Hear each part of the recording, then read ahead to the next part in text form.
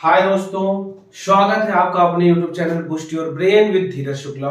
दोस्तों, आज का जो क्लास है आपके लिए बेहद खास है। आज आपके लिए मैं बड़ा ही बेहतरीन चैप्टर लेकर के आया हूं। आपके क्लास 10 टर्म 2 के सोशल के हिस्ट्री का जो एकमात्र चैप्टर जो आपके सिलेबस में आ रहा है, यानी कि नेशनलिज्म इन इंडिया। आज आपकी क्लास में मैं इस चैप्टर को बड़े ही आसानी से, बड़े ही इजीली वे जैसा कि मैं पढ़ाते आ रहा हूं, आपको मैं इस चैप्टर को बिल्कुल क्लियर कराने वाला हूं फ्रेंड्स। जैसा कि आप सब जानते हैं कि इस चैप्टर का नाम जो है वो नेशनलिज्म इन इंडिया है। तो नेशनलिज्म का मतलब क्या होता है दोस्तों? राष्ट्रीयवाद, यानी कि राष्ट्र प्रेम, यानी भारत में राष्ट्र प्रेम की भावना का उदय होना, और उस भावना का हमने यूज करके अंग्रेजों को भगाया, अपनी एकता का यूज करके हमने अंग्रेजों को बाहर किया और एक स्वतंत्र भारत देश का निर्माण किया। दोस्तों, तो ये चैप्टर आपके लिए बेहद जरूरी है। ये हिस्ट्री का चैप्टर है। ये क्लास 10 के बच्चों के साथ साथ कॉम्पिटिटिव एग्जाम की तैयारी करने वाले बच्चों के लिए भी बेहद जरूरी है मेरे प्यारे दोस्तों। तो आज मैं इस चैप्टर को आपको पढ़ाऊंगा। आप बड़े प्यार से हमारे साथ इस चैप्टर को पढ़ेंगे, साथ साथ एक छोटा सा अपना नोट्स भी अपने लैंग्वेज में आप तैयार करते हुए चलेंगे, जिससे कि आपको रिवीजन में हेल्प मिले। तो आज के इस चैप्टर का फ्रेंड हमारा पहला टॉपिक है द फर्स्ट वर्ल्ड वॉर। क्या है friends? The first world war. तो बहुत से बच्चों को पता होगा कि जो फर्स्ट वर्ल्ड वॉर है भाई फ्रेंड्स, वो कब हुआ था? वो हुआ था 1914 से 1918 के बीच, यानी 1914 से 1918 के बीच। तो ये जब वर्ल्ड वॉर फर्स्ट हुआ था, तो ये क्यों हुआ था, किन कारणों से हुआ था, इस चैप्टर में हमें ये नहीं पढ़ना है। हम वर्ल्ड वॉर 1 के बारे में आप बोलेंगे कभी, तो मैं फिर से आपके लिए एक बेहतरीन वीडियो बना दूंगा। आप उसमें जा करके क्लास करके वर्ल्ड वॉर 1 के बारे में डिटेल में जान पाएंगे। फिलहाल मेरे प्यारे दोस्तों, इसमें इस चैप्टर में थोड़ा सा वर्ल्ड वॉर का जो असर है कि वर्ल्ड वॉर फर्स्ट का असर भारत पे क्या पड़ा, हम इस बारे में पढ़ने वाले हैं मेरे प्यारे दोस्तों। जैसे आप जानते हैं कि जब वर्ल्ड वॉर 1 हुआ तो पूरा यूरोप, कह लीजिए आप, 2 खेमों में बट गया था, allied powers and central powers. Allied powers and central powers. तो दोस्तों, एलाइड पावर्स में ब्रिटेन, रशिया, जापान, फ्रांस और इटली जैसे देश थे। तो वहीं सेंट्रल पावर में जर्मनी, ऑस्ट्रिया, हंगरी और ओटोमान एम्पायर जैसे राज्य हुआ करते थे, देश हुआ करते थे। ये वर्ल्ड वॉर बहुत लंबा चला, 5 सालों तक चला। इसका असर यूरोप ही नहीं बल्कि पूरे विश्व में पड़ा, पूरे भारत वर्ष में भी पड़ा, भारत पर भी इसका असर पड़ा। तो भारत पे इसका असर क्या पड़ा, क्यों पड़ा, कैसे पड़ा, वो इस चैप्टर में हम पढ़ेंगे। तो वर्ल्ड वॉर 1 की लिस्ट में जो मैंने देशों का नाम लिखा है, उनमें 2 देश, यानी कि ब्रिटेन और ओटोमान एम्पायर, इन दोनों ने इंडिया को भी काफी ज्यादा प्रभावित किया, जो इस चैप्टर में हम पढ़ेंगे। कौन कौन से देशों ने? एक ब्रिटेन ने और एक ओटोमान एम्पायर ने। अब ब्रिटेन ने कैसे किया? तो आप सबको पता है कि 1914 से 1918 के बीच हम आजाद नहीं थे, हम गुलाम थे। किसके भाई? अंग्रेजों के। अंग्रेजों का शासन हम पे था, अंग्रेज हम पे गवर्न कर रहे थे। तो अंग्रेजों का युद्ध जो था वर्ल्ड वॉर 1 था। तो अंग्रेजों की वजह से हमें भी यहाँ काफी ज्यादा वर्ल्ड वॉर 1 का असर झेलना पड़ा। यानी भारत में भी वर्ल्ड वॉर 1 के बाद ना स्थितियां सामान्य नहीं रह जाती हैं, बहुत सी प्रॉब्लम हो जाती है, शॉर्टेज ऑफ फूड हो जाता है, भोजन की कमी हो जाती है, लोगों को जबरदस्ती आर्मी में डाला जाता है, लोगों को मजबूर किया जाता है काफी ज्यादा। तो वर्ल्ड वॉर 1 का भारत पे काफी ज्यादा इम्पैक्ट पड़ा था। बहुत सी इंडस्ट्री बंद हो गई थी, बहुत ज्यादा दिक्कतें आ गई थी भारत में, यहां तक कि भूखमरी के कगार पे भारत के लोग भी आ चुके थे। तो वर्ल्ड वॉर 1 का भारत पे असर क्या पड़ा, हम इसे डिटेल में जानेंगे। तो फ्रेंड्स, वर्ल्ड वॉर 1 का असर भारत पे कैसे पड़ा? मैंने बताया कि दोनों ही खेमों से 2 देश, यानी कि एलाइड पावर से ब्रिटेन और सेंट्रल पावर से ओटोमान एम्पायर ने भारत को कुछ हद तक प्रभावित किया, जिसमें कि ब्रिटेन ने तो भाई पूरी तरह से भारत को प्रभावित किया। किन किन कारणों से किया, कैसे किया, आइए हम जानते हैं। फर्स्ट, डिफेंस एक्सपेंडिचर इंक्रीज्ड, यानी कि जो डिफेंस पे हम खर्चा कर रहे थे वो खर्च हमारा अब बढ़ चुका था, यानी हमें अपने बचाव के लिए अब जो खर्चे कर रहे थे हम वो हमें बढ़ाने हुए थे। साथ ही साथ custom duties were raised and income tax was introduced, यानी कि फर्स्ट वर्ल्ड वॉर के दौरान ब्रिटिश गवर्नमेंट ने हमारे ऊपर कस्टम ड्यूटीज को बढ़ा दिया और साथ ही साथ इनकम टैक्स भी हमारे ऊपर लगा दिया, यानी कि कस्टम ड्यूटीज को तो बढ़ाया ही बढ़ाया, साथ ही साथ हम पे और ज्यादा प्रेशर दिया, यानी हम पे इनकम टैक्स भी हमसे वसूलना शुरू कर दिया। थर्ड है prices of food grains were increase, जिसका कारण क्या हुआ कि जब हमारी आमदनी कम हुई और ज्यादा हम टैक्स देने लगे तो हुआ क्या कि जो फूड ग्रेन के प्राइस थे, खाने के सामानों के दाम थे, वो कई गुना बढ़ गए, यानी कि लगभग 2 गुने हो गए, काफी ज्यादा उनके दामों में बढ़ोतरी हो गया। And fourth villagers were recruited forcefully in army, और वहीं गांव वालों को जबरदस्ती आर्मी में भर्ती कराया जाने लगा, जो कि हमारे देशवासियों के लिए बेहद गलत था। आपका यूरोप का वर्ल्ड वॉर का मामला था, आपने क्या किया, ब्रिटिश वालों ने क्या किया, हमको जबरदस्ती आर्मी में भरना शुरू कर दिया, जबरदस्ती हमें कस्टम ड्यूटीज बढ़ा दिया हमारे ऊपर, और साथ ही साथ हमारे ऊपर और भी ज्यादा इनकम टैक्स भी लगा दिया। तो वर्ल्ड वॉर 1 का असर ये हुआ कि हमारे देश की इंडस्ट्रीज बंद होने लगी, बेरोजगारी बढ़ने लगी, काम लगभग खत्म सा होने लगा, भोजन की कमी होने लगी, शॉर्टेज ऑफ फूड, भोजन की कमी होने लगी, काफी ज्यादा दिक्कत होने लगा हमारे इंडिया में। तो वर्ल्ड वॉर 1 का काफी ज्यादा असर पड़ा था भारत के इंडस्ट्रीज पर, भारत के लोगों पर। तो फ्रेंड्स आइए हम आते हैं अगले पार्ट की तरफ।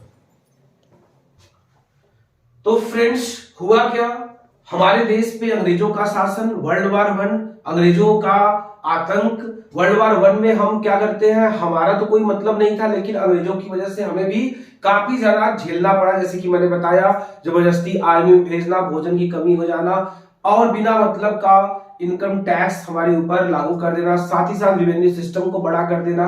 तो इन सब में हमारे भारतीय लोग भोजन की कमी के कारण और बहुत से कारणों के कारण हम लगभग बड़े ही बैकफुट पे चले गए थे, हमारा बड़ा ही शोषण सा होने लगा था। इस बीच में हमारे लिए उम्मीद की किरण बन के आते हैं गांधी जी, जो कि 1915 में, जनवरी 1950 में साउथ अफ्रीका से पढ़ करके हमारे बीच आते हैं। और वो जब आते हैं तो उन्हें लगता है कि भारत में जो भारतीयों की सिचुएशन है वो तो काफी बुरी है, तो वो खड़े होते हैं हमारे लिए, हम इंडियंस के लिए खड़े होते हैं और हमारे लिए आंदोलन शुरू करते हैं। तो जो गांधी जी का आंदोलन था, दैट वाज नोन द सत्याग्रह, यानी गांधी जी के आंदोलन को सत्याग्रह कहा जाता था। क्यों सत्याग्रह कहा जाता था मेरे प्यारे फ्रेंड्स, क्योंकि जो Gandhi ji method of movement based on truth and non violence, क्योंकि जो गांधी जी का आंदोलन करने का तरीका था ना, वो किस पे बेस्ड था, सत्य और अहिंसा पर, सत्य और नॉन वायलेंस यानी कि अहिंसा पर, ट्रुथ एंड नॉन वायलेंस। यानी गांधी जी का जो मेथड था, अंग्रेजों के अगेंस्ट जाने का, अंग्रेजों से अपनी बात मनवाने का, अंग्रेजों के खिलाफ आंदोलन करने का, उसका नाम था सत्याग्रह। और सत्याग्रह का मतलब, सत्याग्रह के 2 आधार थे, सत्य और अहिंसा। यानी गांधी जी का तरीका क्या था कि हम अंग्रेजों से लड़ेंगे नहीं, लेकिन हम उनको मजबूर कर देंगे। कैसे मजबूर करेंगे, अपने सत्य और अहिंसा के कारण। तो गांधी जी ने आते ही उन्होंने क्या किया, 1915 में वो आते हैं और 1917 में 1917 में वो जाते हैं चंपारण। चंपारण जो है बिहार का एक जिला है मेरे फ्रेंड्स, बिहार का एक सबसे बड़ा जिला में आता है चंपारण। तो गांधी जी 1917 में आते ही बिहार के चंपारण जिले में जाते हैं, जहां के किसान काफी परेशान थे क्योंकि अंग्रेज उनसे जबरदस्ती वहां पे इंडिगो यानी कि नील की खेती करवाते थे। और नील की खेती से जानते हैं दोस्तों क्या होता है, जो आपका जमीन होता है बहुत जल्दी अनफर्टाइल यानी कि अनउपजाऊ हो जाता है, वहां उपज उसकी खत्म हो जाती है, जिससे बिहार के लोग काफी नाराज थे। लेकिन वो ब्रिटिश के सामने कुछ नहीं कर पाते, ब्रिटिशर्स उनसे जबरदस्ती वो खेती करवाते। तो गांधी जी क्या किए, 1917 में उन्होंने सबसे पहला अपना आंदोलन चंपारण बिहार में शुरू किया और उन्होंने वहां के किसानों की जाकर के मदद की कि आप ऐसा ना करें, आप अपने मन से खेती करें, आपको खेती करने के लिए कोई बाध्य नहीं कर सकता है। तो दोस्तों आप क्वेश्चन में आ सकता है कि what was the first movement of Gandhi ji, बता दीजिएगा कि Gandhi ji first movement was held in Champaran Bihar in 1917 against the operative system of farming. क्योंकि अब ब्रिटिशर्स जो थे वो हम पे थोप रहे थे कि आपको यही खेती करनी होगी। गांधी जी ने इसके खिलाफ बिहार गए, चंपारण गए, वहां किसानों से मिले और उनको मदद किया कि आप अपने मन से जैसी खेती आपको करनी हो आप करिए, आपको खेती करने के लिए कोई बाध्य नहीं कर सकता है। दोस्तों 1917 में ही गांधी जी ने एक आंदोलन और किया, वो गए खेड़ा। खेड़ा जो है ये एक प्लेस है गुजरात का। कहां का है दोस्तों, गुजरात का है। ये जाते हैं गुजरात, गुजरात के खेड़ा में। खेड़ा में क्या होता था, किसानों की हालत बड़ी बुरी हो चुकी थी क्योंकि यहाँ पे भोजन की कमी थी, किसान भोजन के कमी के कारण मर रहे थे। तो गांधी जी वहां जाते हैं और वहां के किसानों को आश्वासन देते हैं कि आप धैर्य बनाए रखिए, सत्य और अहिंसा का पालन करिए। ये हमारे लिए निश्चित ही बुरा समय हो सकता है, लेकिन यही समय हमारे लिए अंतिम समय नहीं होगा। अगर आप ट्रुथ एंड नॉन वायलेंस को फॉलो करेंगे तो निश्चित ही एक दिन हम आजाद होंगे और अंग्रेजों को यहां से खदेड़ देंगे। ठीक है, तो गांधी जी ने 15 में आकर के 17 में दो बड़े आंदोलन किए, दो बड़े मूवमेंट किए, एक बिहार चंपारण में तो दूसरा गुजरात खेड़ा में। अब अगले साल यानी कि 1918 में गांधी जी जाते हैं अहमदाबाद गुजरात, जहां उनका जन्म हुआ था, आप सब जानते हैं, गुजरात के पोरबंदर में। तो वो जाते हैं गुजरात, गुजरात के अहमदाबाद में कॉटन मिल वर्करों से मिलते हैं, यानी कि मिल के मजदूरों से मिलते हैं और उनको भी आश्वासन देते हैं और उनसे भी कहते हैं कि आप उनके मूवमेंट में शामिल हो जाओ, आप उनका साथ दो, ट्रूथ एंड नॉन वायलेंस से अंग्रेजों को भगाने में उनकी पूरी मदद करो। तो दोस्तों समझ लिया आपने किस तरह से वर्ल्ड वार 1 पे भारत का असर पड़ा, भारत पे कितनी मुसीबतें आई, भोजन की कमी होने लगी, इनकम टैक्स बढ़ने लगा, रेवेन्यू सिस्टम बढ़ने लगा। इसके बाद गांधी जी आते हैं जो बैक टू बैक आंदोलन करते हैं और वो भी based on truth and non violence, यानी सत्य और अहिंसा पर आंदोलन करते हैं और जिसे अंग्रेज थोड़े से बैकफुट जाते हैं, यानी वो चंपारण बिहार और खेड़ा गुजरात के साथ साथ अहमदाबाद के मिल वर्करों को समझाने में और अपने साथ लेने में सफल हो पाते हैं। तो गांधी जी के आने के बाद हमें एक बेहतरीन लीडरशिप मिल जाती है, हमें एक नेतृत्व मिल जाता है जिनके नेतृत्व में हम आगे बढ़ना चाहते हैं और अंग्रेजों के खिलाफ अपनी लड़ाई शुरू कर देते हैं। आई होप समझ में आया होगा। तो फ्रेंड्स हम बढ़ते हैं अपने अगले टॉपिक की तरफ। तो फ्रेंड्स होता ये है कि गांधी जी जब थोड़े से एक्टिव होते हैं, वो थोड़ा सा हेल्प करते हैं। 1917 में चंपारण बिहार खेड़ा गुजरात और 1918 में गुजरात के कॉटन मिल वर्कर से मिलते हैं और उनको एक करने की कोशिश करते हैं। तो 1919 में एक बड़ा कदम उठाती है ब्रिटिश गवर्नमेंट। ब्रिटिश गवर्नमेंट हम पे लॉन्च करती है एक act that was known as Rowlatt act, यानी ब्रिटिश गवर्नमेंट हम पे एक कानून थोपती है जिसका नाम है रॉलेट एक्ट। और ये एक काला कानून होता है। काला कानून इसलिए होता है क्योंकि इस कानून के बाद ब्रिटिश गवर्नमेंट किसी भी व्यक्ति को 2 साल के लिए जेल में डाल सकती है बिना किसी कारण के। यानी अगर उन्हें शक भी हो गया कि आप गलत हो, आप के ऊपर अगर उन्हें जरा सा भी शक हो गया तो वो आपको शक के बिना पर 2 साल के लिए जेल में डाल सकते हैं। इस कानून का मतलब यही था। इस कानून को बनाया गया था 1919 में और इसको बनाने वाली कमेटी का नाम था imperial legislative council. Imperial legislative council ने रॉलेट एक्ट पास किया। रॉलेट एक्ट में उसने क्या किया, एक ऐसा कानून बनाया कि अंग्रेजी हुकूमत, अंग्रेजी सरकार किसी भी व्यक्ति को जिसपे उसे शक होता वो उसे 2 साल के लिए बिना किसी कारण के भी जेल में डाल सकती थी। तो ये कानून जो था बेहद गलत था हम इंडियंस के लिए। तो इस कानून का काफी ज्यादा विरोध हुआ। गांधी जी की लीडरशिप में इस कानून का हमने काफी ज्यादा विरोध किया। 6 अप्रैल 1919 को गांधी जी ने एक वर्ल्ड वाइड सत्याग्रह मूवमेंट लॉन्च किया। 6 अप्रैल 1919 को गांधी जी ने क्या लॉन्च किया? पूरे देश भर में एक बड़ा सा विरोध सत्याग्रह, जो कि बेस था ट्रूथ एंड नॉन वायलेंस पे, यानी शांतिपूर्ण तरीके से पूरे देश भर में इस कानून का विरोध होने लगा। हम लोगों ने वर्कशॉप, रेलवेज और जितने भी दुकानें थी हमने उनको शट डाउन कर दिया, हमने उनको खोलने से मना कर दिया, हमने कोई भी काम करना नहीं शुरू किया। उन दिन जब गांधी जी ने क्या किया, वर्ल्ड वाइड सत्याग्रह का स्टार्ट किया, तो हमने अपनी दुकानों को, अपने वर्कशॉप को, अपने कामों को छोड़ करके इस कानून का विरोध करना शुरू कर दिया, जिससे अंग्रेजी हुकूमत परेशान होकर के 10 अप्रैल 1919 को एक शांतपूर्ण चल रहे आंदोलन पे फायरिंग स्टार्ट कर देती है, यानी गोलीबारी स्टार्ट कर देती है। जिससे क्या होता है, गांधी जी ने ये आंदोलन को बंद करना चाहा, क्योंकि गांधी जी कभी भी वायलेंस नहीं चाहते थे, कभी भी हिंसा नहीं चाहते थे। जैसे ही उस आंदोलन पे पुलिस वालों ने गोलियां बरसानी शुरू कर दी, लोगों ने क्या किया, गांधी जी के कहने पर आंदोलन को बंद कर दिया, यानी कि उन्होंने इस आंदोलन को क्विट कर दिया। लेकिन अंग्रेज यहां नहीं मानते हैं, वो क्या करते हैं, पूरे अमृतसर में मार्शल लॉ लगा देते हैं। मार्शल लॉ लगा देते हैं। मार्शल लॉ लगाने के बाद ये हो जाता है कि आप कहीं भी ग्रुप में नहीं रह सकते, आप इकट्ठे नहीं हो सकते, आप कोई भी आंदोलन, कोई भी कार्य नहीं कर सकते। तो अमृतसर में मार्शल लॉ लगा दिया जाता है और बहुत से जो क्रांतिकारी थे, बहुत से लोगों को अंग्रेजों ने जेल में डाल दिया। गांधी जी को भी उन्होंने क्या कर दिया, अलग से एक बैरक में रख दिया, जिससे कि वो बाकियों से मिल ना पाए, और आंदोलन को उन्होंने कमजोर करना चाहा, और लगभग वो सफल भी रहे, क्योंकि यहाँ पे ये आंदोलन जो है इसी के साथ खत्म हो जाता है। इंडियन जो है वो अपोज करना छोड़ देते हैं। लेकिन फ्रेंड्स, होता क्या है, इसके बाद एक और ऐसा कांड होता है जो बेहद शर्मसार होता है।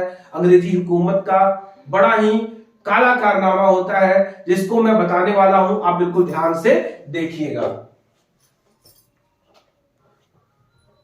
तो फ्रेंड्स, होता क्या है कि 10 अप्रैल 1919 को अंग्रेजों के इस अंधाधुंध फायरिंग के बाद उन्होंने क्या कर दिया, पूरे अमृतसर में लगा दिया मार्शल लॉ, और पूरा जो है जिम्मेदारी किसको सौंप दी, जनरल डायर।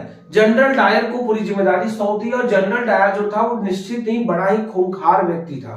उसे मानवता से जरा सा भी प्रेम नहीं था, उसे इंसानों से कोई भी लगाव नहीं था, भारतीयों से कोई भी प्यार नहीं था। तो होता क्या है फ्रेंड्स, 10 अप्रैल के 3 दिन बाद यानी 13 अप्रैल को पंजाब में अमृतसर स्वर्ण मंदिर के बगल में एक बाग है, जिसका नाम है जलियांवाला बाग। तो 13 अप्रैल के दिन पंजाब में जो सिख होते हैं उनका सबसे बड़ा त्योहार होता है बैसाखी। बैसाखी का त्योहार था।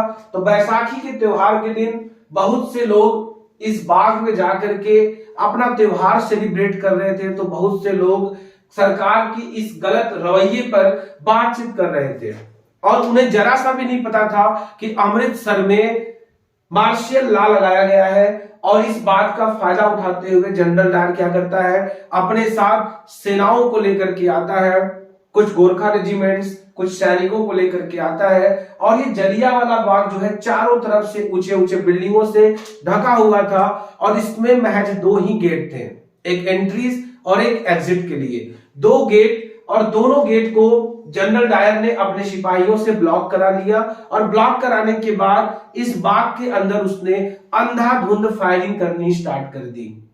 इस अंधाधुंध फायरिंग के पश्चात हुआ क्या कि वहां बहुत से लोग जो है, औरतें, बूढ़े, बच्चे मारे गए, और बहुत से लोगों ने तो अपनी जान बचाने के लिए उस बाग में कुआं था, उस कुएं में कूद जाते हैं, जहां पर कूदने के बावजूद उनकी जान नहीं बच पाती है, क्योंकि बहुत से लोग उनके ऊपर कूद जाते हैं। भागने दौड़ने में कुचल जाने से बहुत लोगों की मौत हो जाती है। और होता क्या है, जलियांवाले बाग से अंग्रेजों का क्रूर रवैया भारत वालों पर दिखाई पड़ता है। जनरल डायर का एक बेहद बुरा कारनामा जो है वो भारतवासियों पर दिखाया जाता है। इससे होता क्या है कि काफी ज्यादा आक्रोश हमारे भारतवासियों में भी फैल जाता है। भारतवासी इस बात से काफी नाराज हो जाते हैं और नाराज होकर के रविन्द्रनाथ टैगोर जी ने अपने नाइटहुड की उपाधि जो है, नाइटहुड का जो टाइटल था, उन्होंने वापस कर दिया। किसको? ब्रिटिशर्स को। साथ ही साथ आंदोलन का यह असर हुआ कि जब जनरल डायर ने मार्शियल लॉ लगाया, गोली चलाई यहाँ पे जलियांवाले बाग में, बहुत से निर्दोष मारे गए, तो भारत वालों में भी क्या हो गया, एक आक्रोश पैदा हो गया और एक बड़ा सा आंदोलन छिड़कने लगा।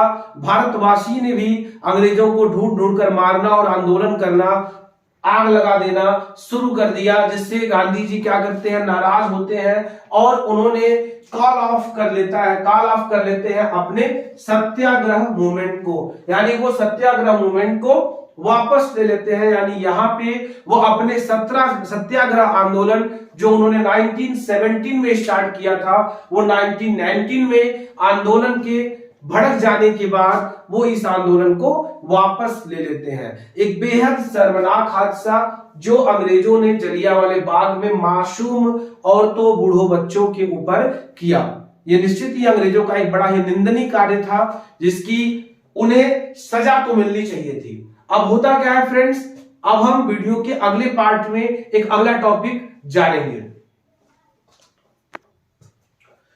तो फ्रेंड्स होता क्या है, जलियांवाले बाग मैसाक्रे के बाद एक बड़ा इंपॉर्टेंट मोमेंट है जो आपको जानना चाहिए, जो आपके एग्जाम के लिए बेहद जरूरी है, दैट वाज खिलाफत मूवमेंट। अब ये खिलाफत मूवमेंट क्या है, मैं आप इसको डिटेल में बताता हूं, इसके पीछे की क्या कहानी है उसे भी मैं बताऊंगा। लेकिन आप आगे बढ़ने से पहले हमारे चैनल पे अगर नए हो तो हमारे channel boost your brain with Dheeraj Shukla को सब्सक्राइब करिए और अपने चाहने वालों को शेयर भी करिए।